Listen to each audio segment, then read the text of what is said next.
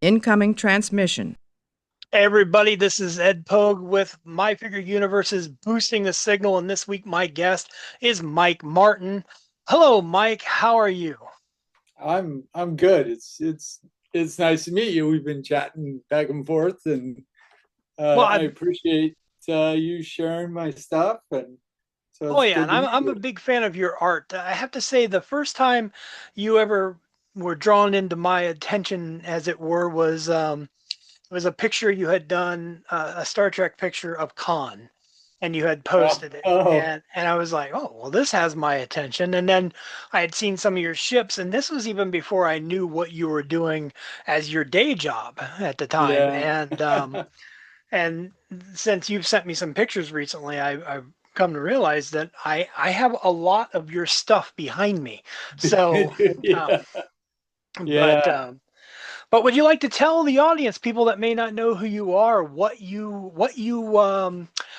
is your forte in this world of art? You have touched with Star Trek artwork and designed a few major things for Star Trek and at your time. And um, would you like to kind of give us a little bit of a rundown of some of those things? Yeah. Well, I worked for I was associated with Funko for 20 plus years, and I worked there officially for 10 years. I did a lot of freelance for him before then. Oh, Um, and so, yeah, I had a lot of Star Trek stuff tossed my way. Now, when I started, they had already done the first waves in the classic Trek stuff. And I was like, oh, but um, I think the first Star Trek I did was a repaint, and it was the Mirror Universe Spock. So I okay. was pretty excited to get that. And back in the day, Funko used pretty easy, simplified sculpts for all the pops. And so for that particular one, I took Captain Kirk's body because he was holding a phaser. And Yeah. then we put Spock's head on that body and then repainted it. You know, we added the goatee, and I had to create all the graphics for the medals and stuff that he wore on that tunic, and make it printable so it looked like uh, he was wearing that tunic. So that was the first Star Trek pop that I did, which was pretty cool, and that was pretty early on after they hired me, probably within a year after they hired me. So and then over the years, I know like I didn't do any of the uh, next generation stuff. That was another designer, but I did uh, the last Kelvin verse movie, was that Beyond. So I Yeah. did all those pops, which was a fun project. Yeah, those Uh, are really good ones. That honestly, those were the first Star Trek pops I ever had. Um, oh, well, I wasn't a Funko collector when the original wave came out. Like even with the original wave of those figures, I have like I don't have Kirk, I don't have the Andorian, I don't have I think that's it. I think oh, and the slave girl. I do the Orion slave girl. Those oh, are the three I've never been able to obtain.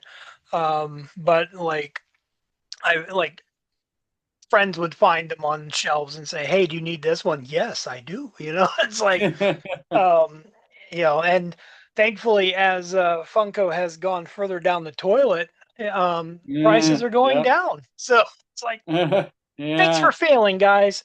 You know, but Yeah, yeah. They forced me out a couple of years ago. Uh, basically, I'm old and I made too much money.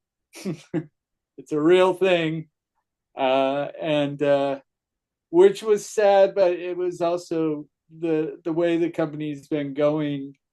You know, it went public in 2017, and it's just kind of been a downward slide since.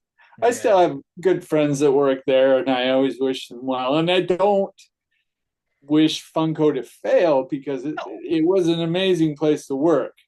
don't get me wrong. I don't want to sound harsh. You know, I'm basically making jest at the fact that I can afford the older pops now, as people are. That's Yeah, my only thing. But no, yeah, I understand. It's the magic kind of.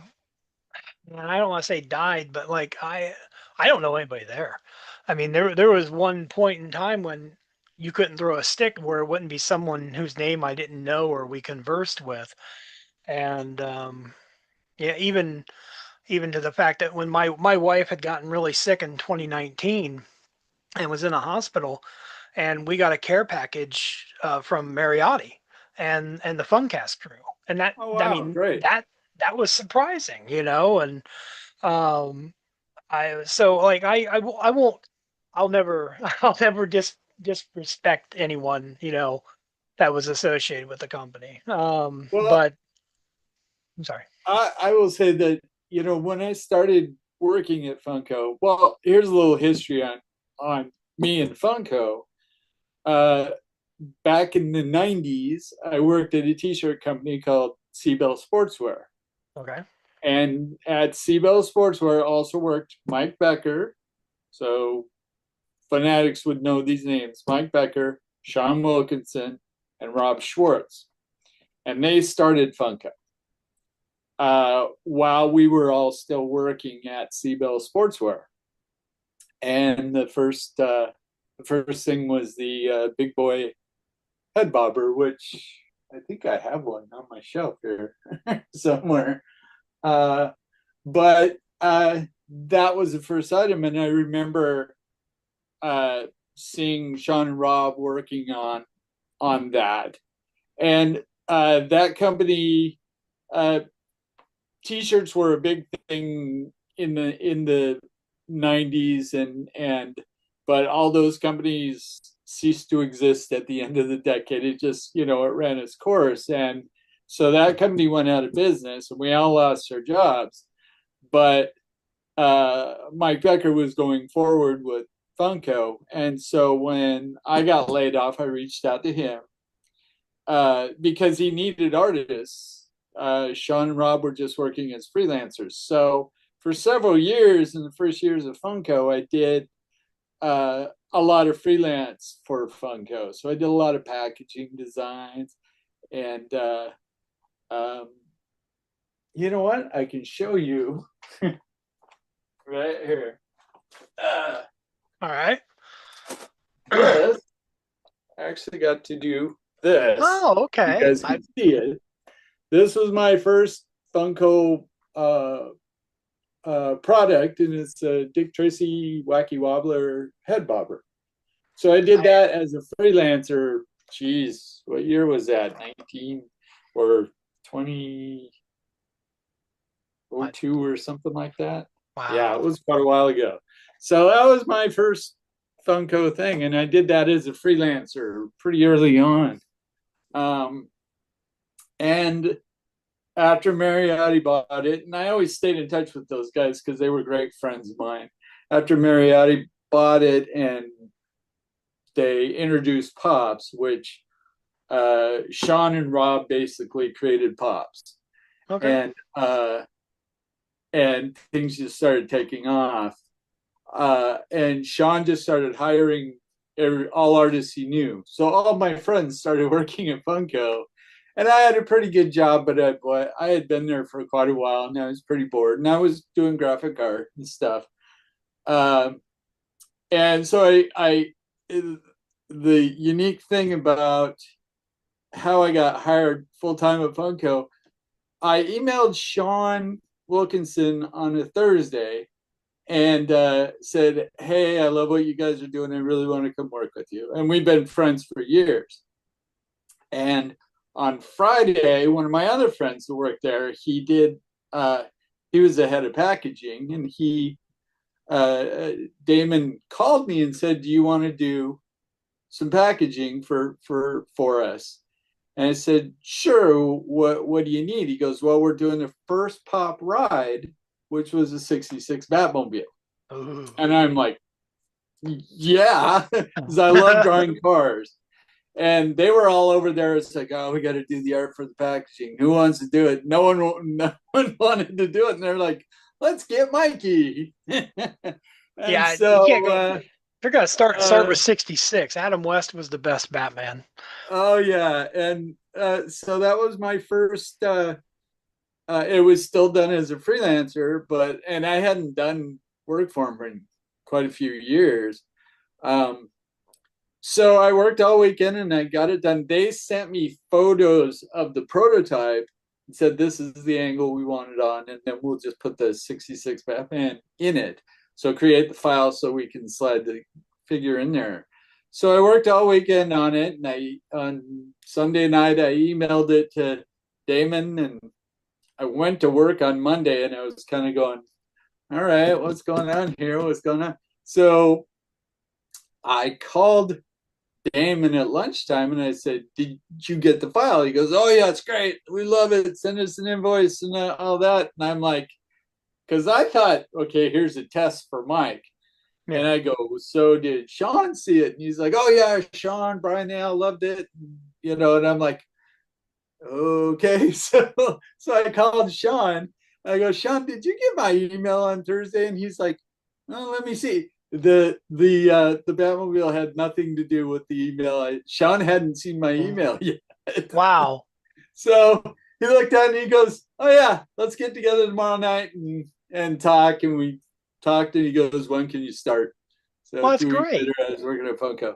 So it was just kind of funny that they just thought of me anyways. And yeah, it was a pretty easy decision to go there. So I was employee number 20 at Wow. Funko. So Funko was very small. Um, it was great because like Mariotti come out of his office and go, we need something for Comic Con. And all you had to do is stand up and go, this. And he'd go, it's yours. Wow. It was Simpler great. So times. a lot of bucket list things just have, if you stood up and yelled it out, you'd go, yep, go for it. Well, you had sent me a picture of one, and it was interesting the other day when I was looking at the pictures. You had the George Reeves Superman on your shelf. Did you do that one? I did not. Now Okay. I designed it as a repaint thing for for years. I was like, we got to do George Reeves. We got to do George Reeves. So no, I didn't design the one that they eventually did. Okay. Um, I would have done it differently. And the frustrating part about Funko is you can do a concept and you'll submit it to them and they forget about it. And then when it comes up, they give it to someone else. Yeah, I Now, was gonna say I. when it was a small company, that didn't happen. But once it got so big, things got lost in the shuffle. You Uh, yourself have told me a couple of times things have been made that, hey, that what you well, didn't we you were do? talking about Yeah, the Star Trek stuff. yeah, As yeah, soon as I saw it, I was like going, "Oh no!" yeah. Because I had I been there, I would have gone, wait a minute, this is not right." Yeah, Uh, the Riker. Let's see. I the only one from those I liked was the Kirk, and it was yeah, because he actually. I mean, I think they just took the head off the old ones, they but did. the Delta was a normal size. It Yeah, wasn't comedically large. Like why? And there was no rhyme or reason to it. The Janeway is normal size. I know that there is a Cisco coming yeah. um, next week. Actually, by the time this airs, it'll already be out there. Um, honestly, that's been like there's only two pops I've ever asked Funko for: Cisco and a Han Solo and Carbonite. I did get the Han Solo and Carbonite. So, Yeah, yeah. I remember but when that one was done. I did a poster of that. Um, I probably have it a picture of it somewhere. I the only like I know there was two versions of it. There was one that came with a Boba Fett Boba gets his bounty set, and where it was laying down because there was no way to bobble. They hadn't figured out how to bobble it yet. Yeah, And yeah. then I got rid of that one. I eventually got the one that bobbled, and I still have it. Like we have some. Like you can see some behind me, and then all my Star Trek ones, which are probably 90% your designs back here. Yeah, But yeah, yeah, I didn't do as many as, yeah, timing wise, yeah, Star Trek always kind of eluded me. There's a lot of things that I go, who's doing that? How come they didn't call me? but you did But do the con, right? You I did the did do I didn't do the classic TV con. okay. I did the movie one. And they wanted, here was another ridiculous thing that they did. They wanted me to fully develop both of them. Hmm. And so the injured one, the burnt face Yeah. one, all they got to do is pull the trigger at the factory and they could produce it. And I keep reminding, I'll call up friends and go, it's completely developed. All they got to do is pull the trigger as long as the factory has everything they need. Yeah. The colors were called out, everything. They just got to pull the trigger to make it. Yeah, Uh, I remember when they had the voting for it, I voted for the damaged version because I was like, yeah, we, even to it like Playmate toys, there was never a fully damaged con figure, and I thought we yeah. need this, and I know, I it know. didn't happen. It didn't happen. So yeah, there a lot of times things just get lost in the shuffle. Um, like the Captain Kirk sitting in the chair. Yeah. I was peddling that for years. That figure is not mine. Really? Now I did that comic book cover. I think Okay. I sent that file of you Yeah. to you. I did that probably 3 years before, 3 or 4 years before, and that was actually published. That Yeah. was another interesting thing because they were like, we want a Star Trek cover, and those were just really generic covers, and the comics were published, so Yeah. that is published on a comic cover, which is really cool. But so I designed it and everything. I was so happy with how it turned out, and I turned it in before I went on vacation. I was in Hawaii, and I took my laptop with me, and I'm glad I did because Ben Butcher emailed me. He goes, "This is great, but it needs to be the Kelvin verse," and I'm like, "Oh no!" Oh, I remember that because there was two versions of the cover. I remember that Yeah, now. Okay, and it was yeah. the Kelvin one that got published. So I had to spend a day on the beach in Hawaii with my laptop in my lap, Yeah. uh, changing the uniform, and I mean it's pretty much the same. I had to The change the chair in the chair, the background, chair, yeah. Now I but never it, got it that one. The yeah. only comic So cover of yours I have is the Spider-Man one you did. yeah, yeah, I yeah. have that one. That was the first one I did, and you know things getting lost in the shuffle as well. I did the Marty McFly cover, Yeah. and I know at a certain point, Sean came out to assign the Marty McFly pop with the guitar and everything, and he was giving it to someone else, and I'm like, Sean, I've already done it. It's done. He goes, what? I go, don't you remember the comic book cover? And he's like, you expect me to remember something from 2 years ago? And I'm like, well, he goes, well, it's yours. So it's things like that Funko as a smaller company was so easy to keep track of. But now Yeah. that it's big and they have their avenues of things get lost in the shuffle so much that uh, so when that Captain Kirk in the chair came out, and I can't remember who did it. He did an amazing job on it, and I had been laid off work because it was COVID. I was out for a year, and then they hired me back, um, and that's when that happened. So by the time I came back, it was already in development. I'm looking at it going, "That's awesome! Turned out great." It wasn't that much different from my comic book cover. she was using the same photo reference to do it. So I was really excited to see that they had done it. And I kind of like, well, it's kind of mine because people were like, well, I saw your comic cover. Is it based off that? And I go, kind of. But yeah, that one's not mine, but I still kind of take credit for it. You It did, would have been however, mine. do the Geordie LaForge, right? I did the Geordie LaForge. Yeah, that was one of the last ones I did was Geordie LaForge, the Locutus, the Cons. What else? I think that was it. Those are the last ones I did, and that was right before they let me go.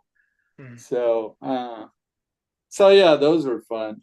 Yeah, Um, there was a lot of really good detail on the Geordie LaForge.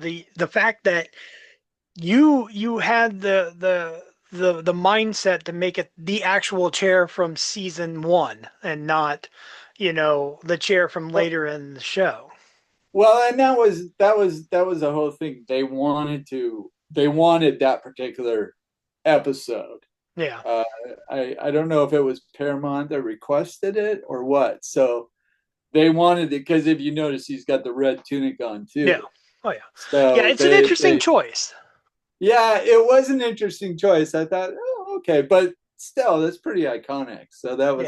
that was a fun one to do. Yeah.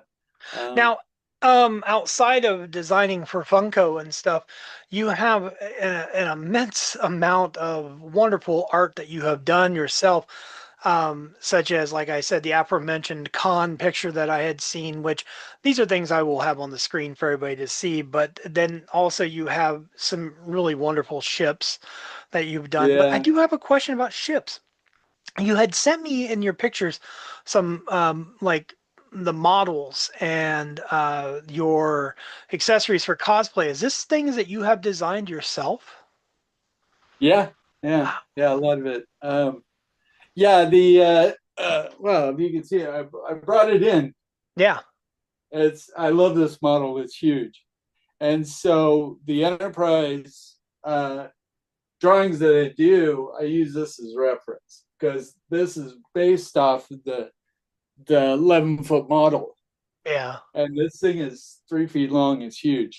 It's great. So when I take pictures of it, I get depth and everything. So it's yeah, that's what I use. And I brought this in so I'd have it in the background. I could show it to Oh you. yeah, it's a great. This sits in my living room. Oh, it's a great setting. Yeah. I Yeah. So yeah. yeah, I a little bit of background for me and Star Trek is I my birth date is September 18th, 1966. Okay. I am the same age as Star Trek. So I grew up watching it at 7 o'clock every weeknight. We'd eat dinner and we'd watch Star Trek. And they just kept playing it for years. And so, I'm old enough to say I was a Trekkie before Star Wars existed. And so I absolutely love it. And, I was thinking about, well, how do I tie Star Trek into my art? Other than I've been doing more Star Trek stuff lately, um, it was the animated series. It totally was the end because I was 7 or 8 when that came out, Okay. and I was just blown away by the rendering of the ship and the beautiful painted backgrounds and the simplicity of the characters, but yet they just nailed the likenesses of them.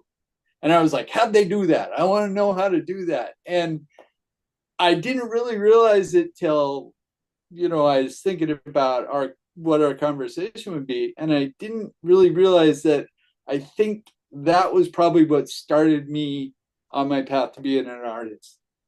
Because I loved the way the Enterprise was illustrated in that show.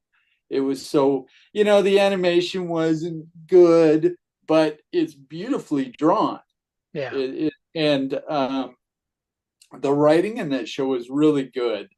It was a Saturday morning cartoon, and It was in a kind of time dark when, for a kid's show. yeah, it was pretty heavy. If you think about, because they had original writers from the show doing it and stuff like that. So that really was a huge influence for me because I was always drawing. Um, I remember when Star Wars came out, I was 11 and I saw it 9 times that year. I drove my parents crazy, but I remember uh, having a conversation with my mom. I was upset. And she's like, "Why are you upset?" And I said, "Now remember, I'm 11 years old." I said, "I think I might like Star Wars more than Star Trek." And she's like, Oh. "No, no, no." She goes, "You can like them equally." And I'm like, "I can?" She's like, "Yes, you can." I'm like, "Oh, okay." Made me feel better. And, in the long run, I'm such a diehard Trekkie. It's so important to me and always has been. So, yeah. I mean, I love Star Wars, but I'm a diehard Trekkie all the way.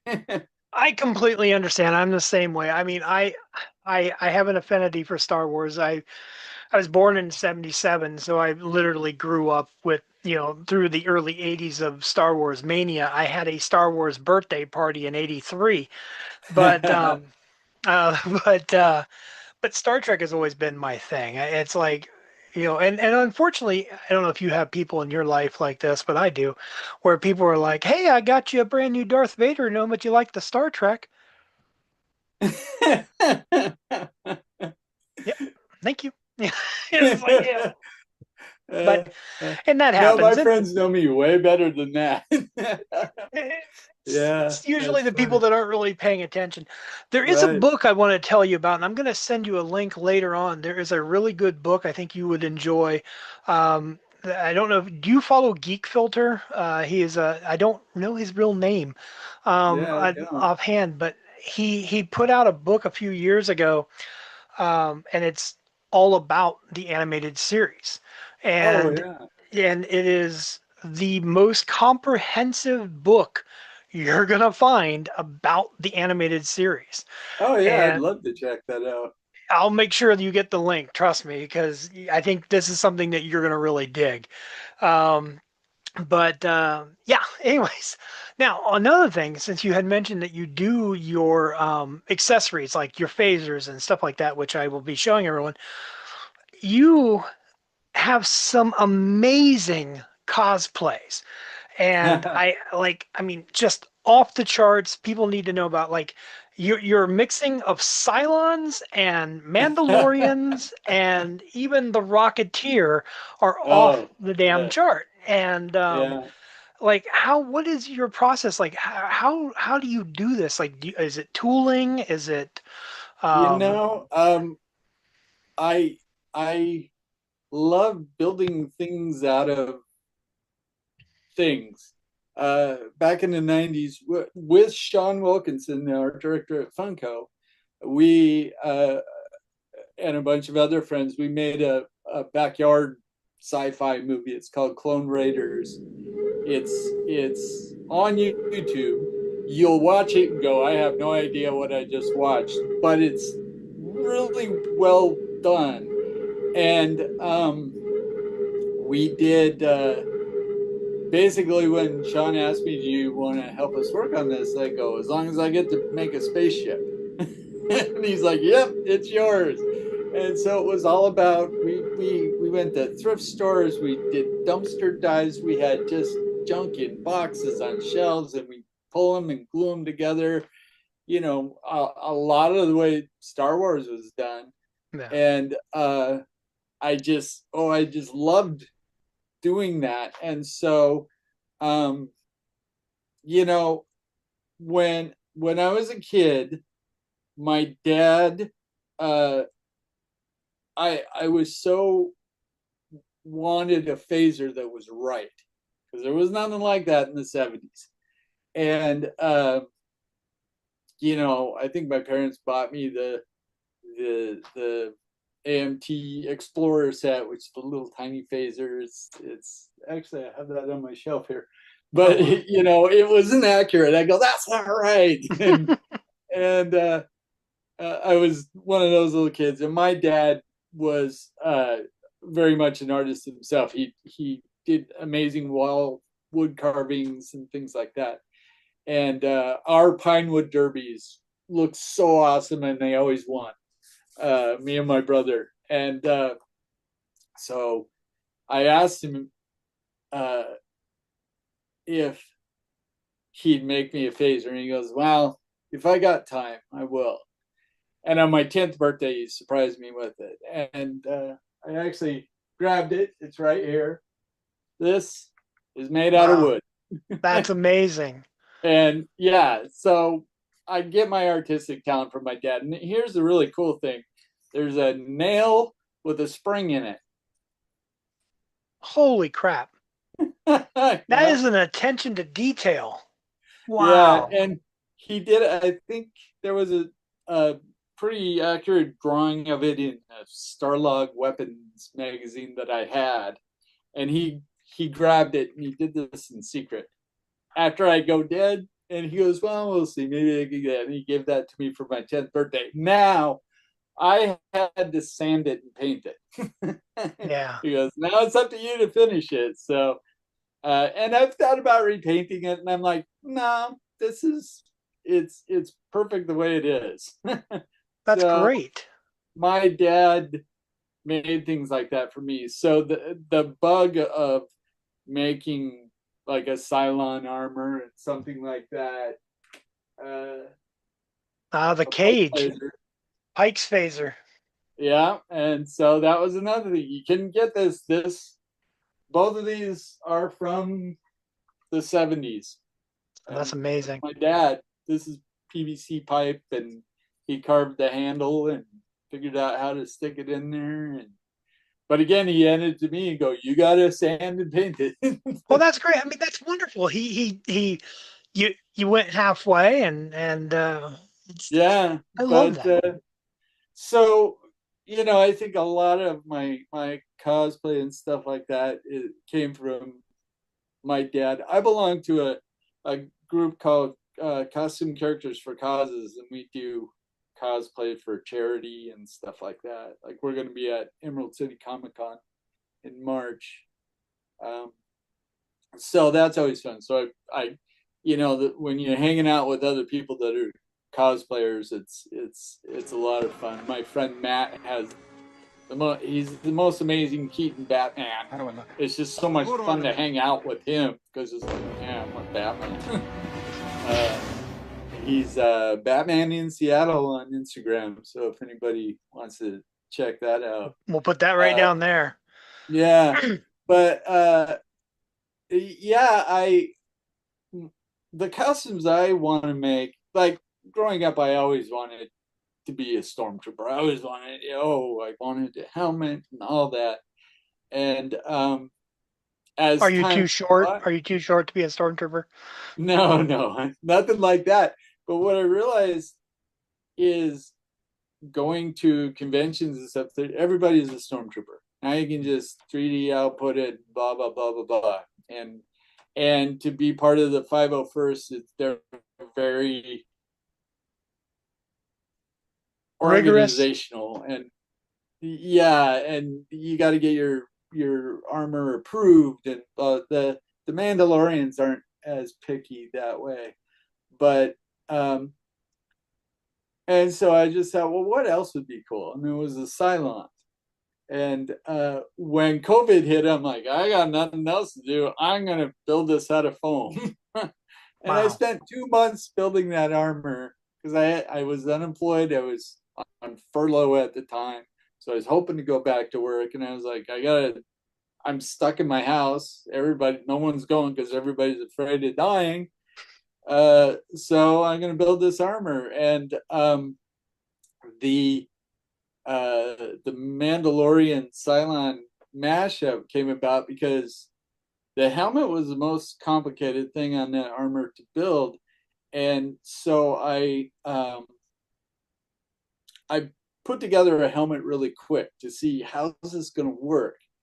And I had templates that were you could make it out of paper, out of cardboard.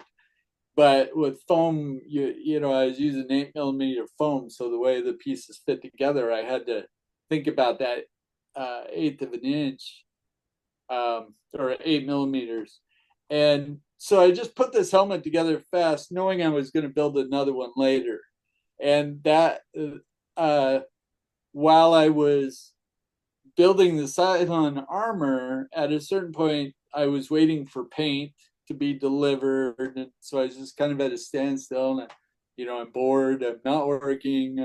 And so I'm like, I got that second helmet, I'm going to paint it. I'm going to paint it like Boba Fett's helmet. And so all of that armor was painted with a brush. Wow. I sat down and painted it all with the brush, and once I had the helmet, I'm like, oh, I might as well keep going. And so part of that armor is Mandalorian, just templates I can find online, but a lot of it is also Cylon, and there's even some Batman armor involved. So it's not accurate to anything, but no one else has anything like it. So, and that's kind of what I want to do with all my cosplay. I don't. So many people are like, "What version is that?" I go, "This is my version." Yeah, it's Mike's version. It's Mike's. Yeah. Yeah, I So that's how love you. what has been tagged Boba Star Galactifet. Boba Stargle. I like that. Yeah, it I was like somebody. your I was your calling it Centurion Fett, and someone at the con walked by me. He goes, "Boba Star Galactifet," and I go, "Okay, that's it." So I've kind of retagged it as Boba Star Galactifet, but that one's a fun one to wear because I like to photobomb like 501st things and stuff because they all love it, but it's like you don't belong here. I think it's a foregone conclusion you're a big Rocketeer fan as well. Oh yeah. Yeah. Um, all the well, now not all. The first Funko Rocketeer Pop, I wasn't there when that one was done, but uh, every figure after that I worked on. It's like the Okay. legacy figure, probably the most recognized figure for years was Funko's legacy figure, and I got to develop that, which was a lot of fun. I'm really proud of that figure. And the cool thing is, once you get the paints down and everything, then you apply it to a reaction figure and a Dorb and a Pop, and it just the colors Ah, go from Dorbs. figure to figure. Like I'm looking up at Dorbs. I have the Spocks. You sent me a pictures of the Kirk. Kirk never got made, did he? And get That's what made. I thought. Yeah.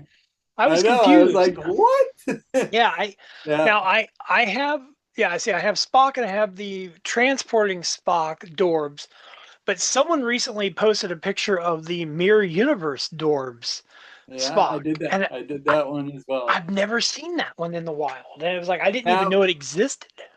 again, a cool thing about that is the graphics that I created for the pop. Yeah. Get down and put it on a door. Yeah, So Dorbs I probably had that one done in about 20 minutes. It's like, here you go. It's all ready to go. with the exception of nine nine Dorbs, all of our Dorbs are open and in a shadow box hanging on a wall behind me.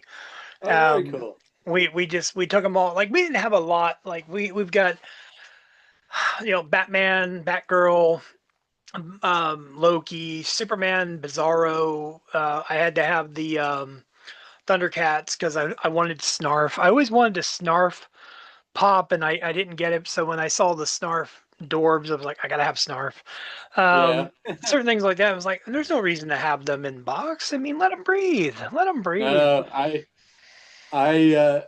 here's a great story. I was at Emerald City Comic Con, and I did the original Hulkbuster pop, which Oh, was a big one. And uh, we were at the booth, and they wanted us to they wanted us to draw things, and I don't like to draw things in front of people. I'm just not. My drawings look like stick figures, and I'm very conscious of that. I go, that's, they're like, is that what it's going to look like? And I'm like, no, it's not. Give me an hour, and it'll look amazing. But so one of the sales guy goes, you did the Hulkbuster, right? He goes, yeah. He goes, we got a bunch in the back that we need to sell. Do you want to, if you could sign them for people? And I'm like, yes. So I was signing the Hulkbusters, and they were There you selling them. go. They were selling them at the con for like $20. I And had that one. I had it, but we needed a new couch. So we sold off a lot of Funko Pops, and it's like yeah, couch I'm was kind of in the worn. process of doing that too. There's certain But ones like we can't get rid of certain things. Like my wife has her Stitch collection and she loves Stitch, and I won't get rid of the Star Trek ones, and I've got wrestling, so yeah, yeah. it's harder to get rid But of them once they're out of box. yeah, yeah, it's funny. Well, and that was, the design of the box was really intended to be able to, you can pull it out and you can put it back in. Yeah. But now people are like, oh, there's DNA on the box. It's like, oh, good grief. Um, Yeah. but Now, to finish that Hulkbuster story, because I am a big fan of take it out of the box. I love to see that you have so many, because there's people that absolutely won't, which drove me nuts. And so I signed one, and the guy's like, "Oh, I will. Oh, this is awesome. Thank you. I will never take this out of the box." And I reached out and I took it from him. I go, "Then you can't have it." And he's a look on his face. oh, I love it. I go, "Do you know how hard me and the sculptor and everybody involved worked on this? Take it out of the box." And I said, "If you take it out of the box, I will sign the figure itself." And he's like, "Really?" I'm like, "Yes, please take it out of the box." So right there, he took it out of the box, and I think I signed it on the back of the head. I said, "You can put it back in the box, but here, look at how cool it is," Yeah.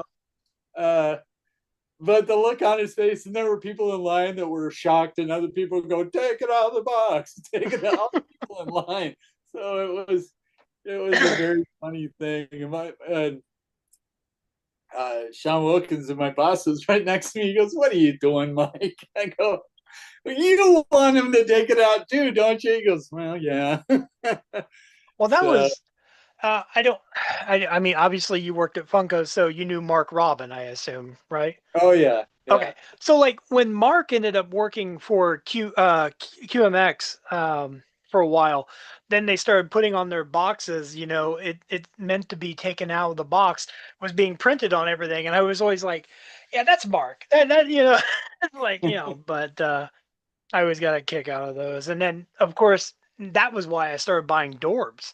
He's always pushing, it's like you got in them rare Dorbs. I'm like, well, they're all rare, It's like, but Yeah, Ow. well, I'm glad to see that Dorbs were such a hit and miss. I loved Dorb. They were such a simple template, Mhm. and again, like with that Spock, the Mirror Universe Spock, I just applied the graphics to that. Now, there is a real funny story with the Spock Dorb. Do you have the smiley face one, or do you have the? I have the smiley face one, yes. I Do have you? one smiling and one where he's got the straight line. It's just a line. I fought with Sean Wilkinson about that. I was like, "What do you, Sean? Spock does not smile. We cannot have this." But it was a new platform and everything. He goes, "Well, we got to stick to it." I go, "Sean." He goes, "Okay, we'll do both." I go, "No one's gonna want the smiling Spock." But yeah, I had to fight for that straight line. I'm like, "Come on, Sean," because the faces were all the same on the Yeah. Dorbs, and it was the way it was developed, and I got it. But I'm like, we can't have a smiling Spock. Yeah, So it didn't make sense. I mean, the only other one I can think of that wasn't smiling was, well, Bizarro. He had a frown. It was yeah, curved. Yeah, and I was like, oh, I like that. I like that. That was yeah. I well think I done. I think I did that one too. Yeah, a lot. I did tons of Dorbs. Because usually what would happen is if it was a pop, it was also going to be a Dorb. Yeah. So it was just kind of known. It's like, yeah, when you get done with the pop, just make it a Dorb too. Because it was such a simple template. It was easy to do. Yeah, but I always liked Dorbs. They were fun. Yeah. Oh Uh, yeah, definitely. It was a good line, and I'll make sure I show you. I'll send you a picture of my section. That way you can oh, that'd check it be out. cool. Yeah, I'm glad to hear that there's love out there for Dorbs because Oh yeah, yeah, they're a fun little thing. Yeah, yeah. I like no. I did the uh My wife's is close to me right now because it's in her stitch oh section. I yeah, can I can yeah. reach that. Yeah, I think here because it's right here within reach as well. Uh, Probably one of my favorite Dorbs I did was Clark Kent. I have that one. I have it's right Yeah, next to my Bizarro. and that was another thing because we had to change the arms so he could be ripping his shirt open. But again, this I took all the graphics from the pop and said apply it to the door. Yeah, well done. I mean, I even bought that one for a friend of mine for Christmas that year. Um, Another one that I don't know if you had anything to do with it, but I love the Hellboy as I'm looking at it because like one had the horns and one didn't have the horns, Yeah, and I was yeah. like, and so of course I had to get them both. But Of course. Yeah, yeah, no, I didn't do the Hellboy. I've always Yeah. had a theory. I've always had a theory that Funko products are coated with cocaine to get us addicted. And it's like you touch it and you're like, oh, I gotta have more. Yeah, it's quite the phenomenon. It really, and again, it was such a great place to work. Great, the people that work there were so creative. And again, in the early days, it was so easy to get a bucket list thing. Just stand up and go, "How about this?" Yeah. I got to do. Um, geez, do I have it here? Yeah, I do. This one was. Uh, this one was really funny. Classic comic book Thor. Oh yeah. Now, when That's the Emerald original City Comic Con line, 2017. yeah, when the line came out, the original superhero lines, Marvel lines came out, Thor never got done. It's And I weird. was like, what am I going to do with Thor? What? And so this was totally a case of Mariotti coming out of his office going, we need a Marvel exclusive for Comic Con. And I go, comic book Thor. And he goes, we've already done it. And everybody's like, no, we haven't. He goes, it's yours. And so, yeah, classic comic book Thor. Now I assume that you did the Dorbs for that as well because I have that. I have the comic book Thor Yeah, Dorbs. I'm pretty sure I did. Yeah. Uh, I like don't I said, know. Yeah. if it's a pop, it's a Dorb. That it was so easy to carry it over to when my first Marvel movie I did was Age of Ultron, and I split that with Reese O'Brien. Um, there was a lot of figures, Oh yeah. but I ended up covering. That was the biggest load I ever had was 78 figures I had on my load at that time. And so much of it was Pops, Dorbs, and Mystery Minis of the same characters. Wow. And I would have to fight with the project managers because they're like, when are the door? And my whole thing is like, let's get the Pops approved. And then it just carries through everything else. And then if Marvel wants to screw us around and change things, you could go, the pop's already set. We're just going with that. And it worked like a charm. But Wow. every time a new movie would come out, I would have to tell the new project managers, this is the way we got to do it. Otherwise, you're going to be backpedaling. And it's like, so do we need to change the pop now? Okay. Yeah.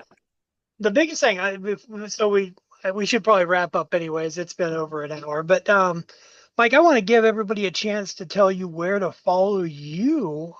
Where can they find you on everywhere? And before you do you have a shop that people can go to and get any of your art? Um, I don't Okay. as of yet.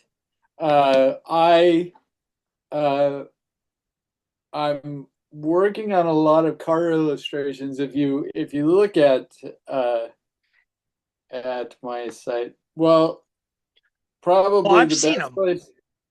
the best place to see my stuff is on Instagram or Facebook because I post it all there. I post it on Instagram and it shares on Facebook. Um, and if you go to my Instagram page, uh, you'll see a link for my portfolio. It's M2Art.54. But if you go to MK Martini on Instagram, you'll see the link. And basically, the only thing I post there are my illustrations and stuff. And I need to put more stuff on there. Well, But it's you it's it's all good. It's something to check out for sure. You've posted a lot of really good cars. I do believe Mustangs I've seen and stuff like that. I'm always waiting. I doubt you'll ever do it, but uh, my first name is Edsel. Um, Oh, and you want to do an Edsel? Ooh, that would be fun. my middle name is Ford. Oh, So really? yeah. Yeah, so Yeah. my I come from a car family. My father was a car collector, and that was his background.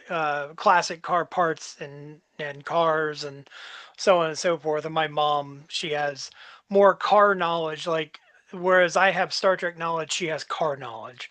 Yeah. So um, Yeah. No, so my first car was a Mustang, and I currently own a Mustang, 2005. And so yeah, it's and I've always loved illustrating cars. Like I said, the Batmobile was my first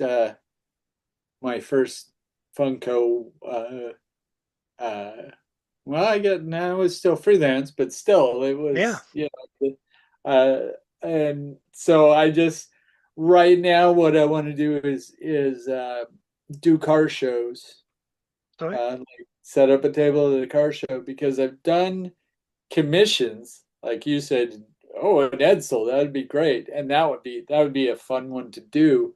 Um, the cool thing about the commissions is I get big money for those because it's like, well, you do my husband's 72 Nova. I want to give it to him for Christmas. And, a lot of that is my time because those illustrations probably take a good 10 to 12 hours to do. I get lost in the details. And just usually what I do is I print them on canvas. So they have a oh really wow. cool look. Yep. So I can get Well, I was selling them for about $500 for a commission. Well, that's good. That's But good. if I go to a car show, those people have money. Yeah, And though, yeah. what I've found is I can up I've upped my I think the first commissions I did maybe $300, and Oh then wow. I upped it to 500, and I'm thinking if I go to a car show I could ask 700 or 800. The biggest thing, and I always say is, you got to know your worth, support the artists, all that stuff. And they're all too often there's people want to undercut you and say, like, well, it's like, okay, can you do it for $30? Well, I can give you a $30 version, but it's sure as shit not gonna look the way you want it to. But um, Well, I get it. I get it. that's a lot of why I just did a 69 Camaro. Now the beauty of that is I've also sold prints that what I would do with the commission. I'd do a specific background or maybe an angle or something. I wouldn't do it again. But I've asked other people, I go, if I change the color of this, would you be okay with me selling prints of it. I would never sell your car, but I might Yeah. change it from gold to blue or something like that. And most people are like, yeah, go for it. So I've been trying to build a catalog of, now I got a 69 Camaro. I could just sell, you know, prints that cost me $2 to make. I could sell for $20, Yeah. That's a say good at a idea. car show, and then get a commission maybe. Um, so I'm kind of aiming for that, and I did that. The tough part about like the sci-fi art is like, where do you sell it? Now I could go to comic book stores. Like the the the con caricature I did, that was for it was for a comic book store, great comic book store. It doesn't exist anymore, unfortunately. It's a huge toy and comic shop called Bobacon. Oh, Uh, Bobacon's gone? I did Bobacon's gone. I Do did, you I know didn't of Bobacon? Well, I had a friend that worked there for a couple of years. He would volunteer there when he Yeah, lived in Everett, and I didn't realize that it was gone. I'm sad to hear that. yeah. They overstretched themselves and just couldn't pay the bills and stuff. And that's a tough business to kind of run because Yeah, if you walked into that place, you just go, "Wow!" It was like a museum. He had yeah. so much stuff. Oh, I've seen But pictures. I've seen pictures, and like when my friend would volunteer there, he'd send me pictures of like, oh, they got in a whole bunch of Playmates figures. So he'd like, do you need these? I was like, well, I need them all, but and one thing that was always nice about that, even when he wasn't there, they were always willing to sell online and ship them, which yeah, helped around COVID, so. yeah. But he wanted. There's a now it's faked. It was photoshopped, but I designed it was Boba Khan, and so on one side of the door was Boba Fett, the other side was Khan, and then I had like TIE fighters and um, uh, the Slave One on the landing platform. I did that, Oh and wow. then on the other side it was the Enterprise and Reliant blasting each other. I will Uh, say, oh, I'm sorry, go on. Well, unfortunately, we did the artwork. He paid me for it and stuff, and then when he realized how much it was going to cost to do the windows and vinyl, he never got it done. And I was like, oh. So the only thing that exists is that Photoshop. I took a picture of the front of the store, and so unfortunately, it didn't work. But I got that, those cool illustrations of Boba Fett and Khan out of it, and plus the Star Wars stuff because I sold the print of that Slave One. I was really proud of that how that one turned out, and I want to do more stuff like that. It's tough. It's like, do I do cars? Do I do Firefly? I want to do Firefly, but Oh I yeah. haven't done that yet. So I'm a that's on my docket. I need to do a Millennium Falcon. I I'm a have that. Firefly fan. I have that hat too. This is actually this one is this handmade. This isn't Oh, store bought. cool. This was made by a family member. So and Awesome. That's great. Yeah, I can't remember where I bought mine. I think I bought it at a con, but yeah. Uh, I will say this though, be careful if you ever do start selling prints online with Star Trek. Ever since the new regime has taken over, they're really sticklers on wanting their pound of flesh, as it were. So yeah, and that's why, if you do it at like a comic book shop or at a con or something, it's yeah, the minute you go online, they'll bury you. They want yeah. their penny. But doing it as commissions and stuff like that, you can kind of go, if you can find me, come and get me, I guess. Uh, Well, yeah, Mike, Mike, I appreciate your time. I appreciate all of your information and these wonderful stories. I really hope everybody checks you out and looks for your artwork and definitely checks out your Instagram page and everything else. I think you are a talent that really needs to be seen by a wider audience. That's why I wanted to boost your signal. And Oh, I really appreciate it. oh yeah, no problem. I appreciate your time and coming on here and talking with me. And I hope Oh, it's everyone been enjoyed it. fun. Yeah, I can Yeah. talk Star Trek forever, that's for sure. Except I'm thinking I gotta go to bed. But Yeah, it's still early for me, but late for you. I get mm, it. Yeah. yeah, yeah. But do I do appreciate your time and have fun at the Emerald City Comic Con coming up, and that'll be something to look for the pictures of. I can't wait to see how that is, Yeah, I think and I'll do Batman, the Rocketeer, and maybe that Mandalorian mashup. That one's yeah. a If you fun. everybody, if you're at ECCC, go and check him out. Look for him. Yeah. Find him and tell Yeah. him, hey, I saw you on Boosting the Signal. Oh, that would be cool. Yeah. No, No, I feel honored that you reached out to me. This is really cool. I appreciate you boosting my stuff, and I'm not much of a promoter myself, and I do my artwork because I need to. You know, yeah, I, I I don't have Funko as an outlet anymore, and in some ways it's good because now I'm like I spent 30 years making other people money and doing artwork for other people, and sometimes it's unfulfilling. And now I'm like, I'll get done with an illustration and go, nice job. there you go. There you go. It's so it's gotten me back, kind of back to my roots and my love of doing art. So yeah. That's good. Well, sir, I appreciate your time, and I hope that you you have a wonderful, wonderful rest of your day and your week. And I will Yeah. live long and prosper. All right.